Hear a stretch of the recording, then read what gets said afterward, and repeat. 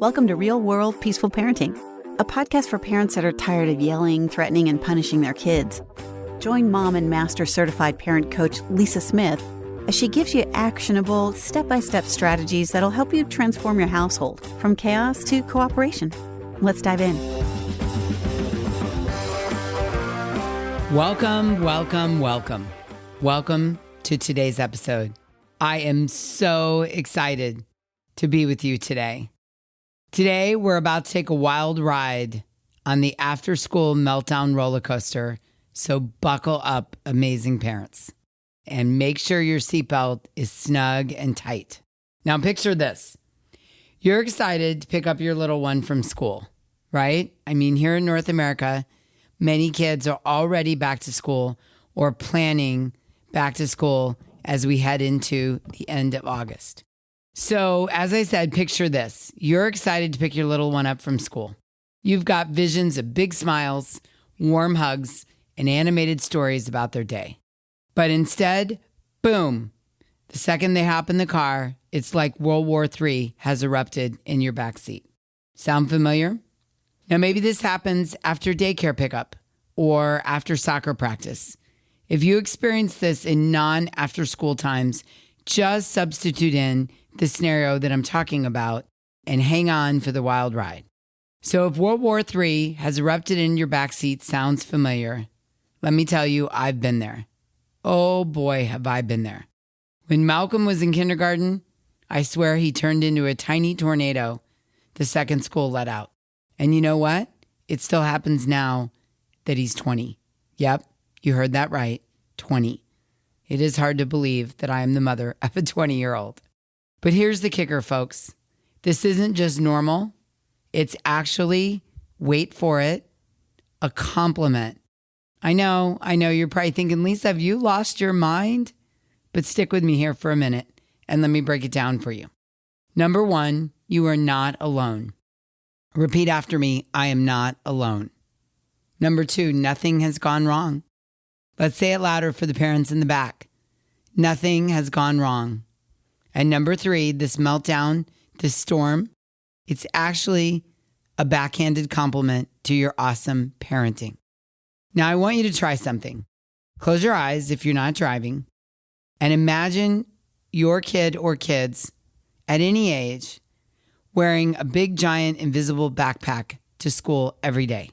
And throughout the day, the backpack gets stuffed full of all sorts of unprocessed emotions and commands. Things like when they hear sit still, in the backpack goes frustration. You can't play with us. Plop, inside goes rejection. Hey, pop quiz, everybody. Anxiety, meet backpack. Time to switch classes. Hello, stress. These jeans are itchy. Discomfort joins the party. I don't understand the math problem. Confusion sneaks in. And by the time you pick them up, this emotional, invisible backpack is ready to burst. And guess what? You, my real-world peaceful parent, are your kid's safe space to unpack all that emotional baggage. Yes, you. You. Think about it. All day long, your child has been holding it together all day long. They've been following the rules, managing social dynamics, tackling academic challenges, and navigating a world that's not always kind, nice, or built for their needs. It's exhausting. I mean, when I put it like this, can you see that it's exhausting? And when they finally see you, their safe person, their safe place, their emotional home base, all that pent-up stuff comes pouring out of the invisible emotional backpack. Remember my kindergartner turned tornado? Well, I'll let you in on a secret. I used to take all of this so personally. I'd think things like, why is he being such a brat? Doesn't he know how much I missed him? Why can't he just behave? But here's the truth bomb. It wasn't about me at all.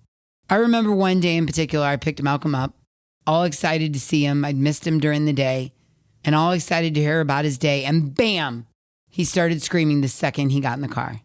I felt my blood pressure rising, my teeth clenching. I was ready to lose it right alongside him. But then something clicked, and I took a deep breath. I got curious, not furious. And I thought, what if this isn't about me? What if he needs something right now? That moment changed everything. I remembered that every behavior communicates a need. So instead of yelling back, I stayed quiet for a few minutes. I just drove, taking deep breaths and looking at him with empathy. He calmed down a bit, and then I calmly and gently said, "Sounds like you had a tough day, buddy. Want to talk about it?" And you know what? The floodgates opened. He told me about a project that didn't go well, a friend that wouldn't play with him at recess, and how worried he was about a spelling test. Now let's fast forward to present day. My 20-year-old son still calls me after his college classes sometimes. And you know what? He still needs to unpack that emotional backpack. The difference? Now I know how to handle it. Just a couple months ago, he called me after a particularly grueling day of school. I could hear the stress in his voice. And as soon as he said, "Hey, Mom," instead of peppering him with questions or trying to fix everything, I just listened. I let him vent about his frustrations with the group project, his worries about an exam, and his disappointment in a grade he received. By the end of the call, he let out a big sigh and said, "Thanks, Mom. I feel so much better now." And that, my friends, is what it's all about. Being that safe place where our kids can unload, reset, and face the world again. Sometimes right after school, day in and day out. So you ready for the game changer? Here are my top 5 tips for navigating the after-school meltdown madness. You ready? They're pretty easy, but hopefully you're going to have light bulb moments as you hear each of them. Number 1's probably not going to surprise you. Number 1 is, drum roll please, don't take it personally. I beg you. It is not about you. Remember, your child's behavior is about their thoughts, their emotions, and their experience, not a reflection of your parenting or their love for you. Not one bit. So don't take it personally. Number 2, manage your expectations. No, they're probably not going to leap into your arms every single day. So maybe instead of expecting a cheerful recap, prepare yourself for the possibility of a meltdown. This mental preparation can help you stay regulated and calm, respond more calmly, right? Pause and respond rather than react, and offer them co-regulation. Number 3, be at your best. Put your phone down and take a couple deep breaths before you pick them up. Drive to school pickup in silence, regulating yourself, checking in with your body. Make sure that you're in your higher brain and fully regulated so that you can be fully present with them when you pick them up. You want to be the calmest person in the car, in the room, at the bus stop when you interact with them. Because what I know for sure is that your calm can be contagious. Number 4, connect, connect, connect. Be a feelings detective. Remember, every behavior communicates a need. Look beyond the behavior to the feelings and needs underneath. Ask open-ended questions like, what was the hardest part of your day? How did that make you feel? What's going on for you right now? And never be afraid to pull out a parent's greatest tool, tell me more. And number 5, create a routine. Kids thrive on knowing what to expect. Maybe it's a quiet car ride home where you wait until they're ready to talk and they initiate the conversation. Maybe it's a snack and a chill out time when you get home with some quiet music playing in the background. Maybe it's a quick workout or a play session before homework. Find out what works for your family and stick to it. Now I want you to try something. Next time you're in the midst of an afternoon school storm, take a mental step back. Get in your higher brain. Pause and respond.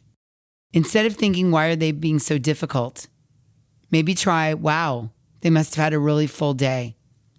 I'm so glad they feel safe enough with me to let it out. You could also remember the mantra that he, she, or they are not giving me a hard time, they're having a hard time. Can you feel the shift? It's like magic, I tell you. It's like magic. Let me share with you an example to illustrate this. A mom I work with, let's call her Sarah, was at her wit's end with her 8-year-old daughter's after-school tantrums. Sarah's word for it, not mine. Every day was a battle, and Sarah felt like a failure. We worked on implementing these 5 strategies: not taking it personally, managing expectations, being at her best, connect, and creating a routine. Within a week, she noticed a huge difference.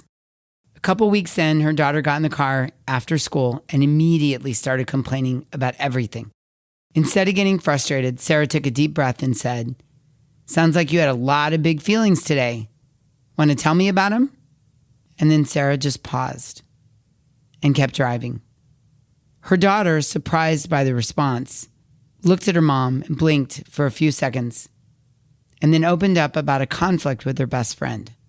She told her mom the whole story, and Sarah just listened with empathy, nodding and taking it all in. By the time they got home, her 8-year-old daughter was calm and even smiling. She told me later, Sarah said, "It's like I have a different child. But really, I think I'm the one who's changed. I'm not taking it personally anymore, and it's made all the difference in the world." So good, right? All right, I'm going to give you a little homework this week. In the spirit of back to school, you as the parents get a little bit of homework. But don't worry, it's kind of fun. Number 1, I want you to ask yourself, what's your typical reaction to after-school meltdowns? Be honest with yourself. Do you get angry? Do you get frustrated? Do you get sad? Number 2, I want you to ask yourself, after listening to today's episode, how might you reframe that reaction using what we talked about today? Instead of he or she is so what? Ungrateful, disrespectful, difficult. Can you switch to something like, he trusts me with his big feelings. His emotional backpack is obviously full, and I need to give him a minute to unload it. I can just wait until he's ready. You could also go to the mantra, she's having a hard time, not giving me a hard time. Our kids are not hardwired to give us a hard time. Oftentimes they're sending up an SOS that they really need help processing what's going on around them. Unfortunately, sometimes the SOSs are big, loud, messy, storming, melting down, that kind of thing. Number 3, ask yourself what's one small change you can make in your after-school routine tomorrow. Maybe it's having a snack in the car, or starting with a joke, a silly joke, a knock-knock joke, instead of how was your day. Maybe it's just simply telling your kids you're so happy to see them, and then driving home in silence while they have a quiet moment to process what happened to them that day and wait for them to talk. At the end of the week, reflect on how these changes affected your after-school experiences. What worked, what didn't. Remember, here at the Real World Peaceful Parenting community, it's all about progress, not perfection. And I want you to also consider that we're not just raising kids. We're raising future adults, and we want to help them know how to process their emotions in healthy ways. And that starts at home with us.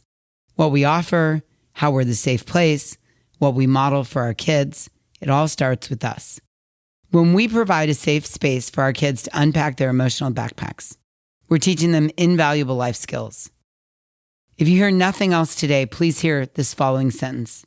We're showing them that it's okay to have big feelings and that they can trust us and themselves with those big feelings, and they can learn to manage them in healthy ways. Let me say that again. When you provide a safe place for your kids to unpack their emotional backpacks, you're showing them that it's okay to have big feelings, big negative feelings. You're showing them that they can trust you with those feelings and they can trust themselves, and that they can learn to manage their big feelings in healthy ways. So good, right?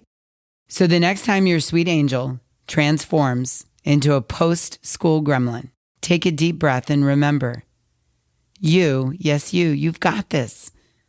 You are their safe space. You're their emotional landing pad. And that, my friends, is the greatest compliment our kids can give us. It might not feel like it in the moment, but staying calm and supportive during these after-school meltdowns, you're strengthening your bond with your kids. At any age, every day, you're creating a relationship where they know they can come to you with anything, even when they're at their worst. And isn't that what we all want as humans? I want to wrap today's episode up by telling you that you are doing an amazing job. I want you to hold on to the concept that every meltdown navigated with love and understanding is a step towards raising emotionally intelligent, resilient adults. You're not just surviving the after-school madness. You're laying the groundwork for your child's future emotional well-being. And that, my friends, is a true parenting success. Yes, I think we can all agree upon that. Now, before we wrap up, I want to give a special shout out to one of our amazing listeners named Christina, who took time to leave a review. Let me read it to you. She said, Lisa is amazing. Thank you, Christina. I appreciate that. She said, I highly recommend this podcast to anyone looking for real-world research-backed tools to improve parenting. Lisa provides so many great tips for helping parents identify triggers, heal wounds, and become the peaceful parent they strive to be. Go listen now. Thank you, Christina. Thank you, thank you, thank you. I really appreciate you taking the time to leave that review. And I appreciate all of you who've taken the time to rate and review the podcast. I'm especially grateful because when you rate or review the podcast, you're paying it forward to other families. How, you ask? Well, when you leave a review on a podcast platform, that service is much more likely to recommend this podcast when people are looking for a parenting resource. When you take your time to rate and review, you're paying it forward to other families and other children who really need their parents to hear this information. So from the bottom of my heart, thank you for helping to change the world one family at a time.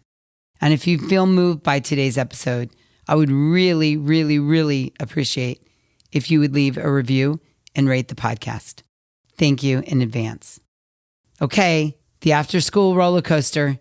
Buckle up, parents, but I know you've got this. I know you can use the 5 tools.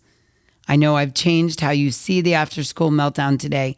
You can shift your perspective and understand the compliment this is coming from your kids. Until next time, I'm wishing you peaceful parenting. Thanks for listening to Real World Peaceful Parenting. If you want more info on how you can transform your parenting, visit thepeacefulparent.com. See you soon.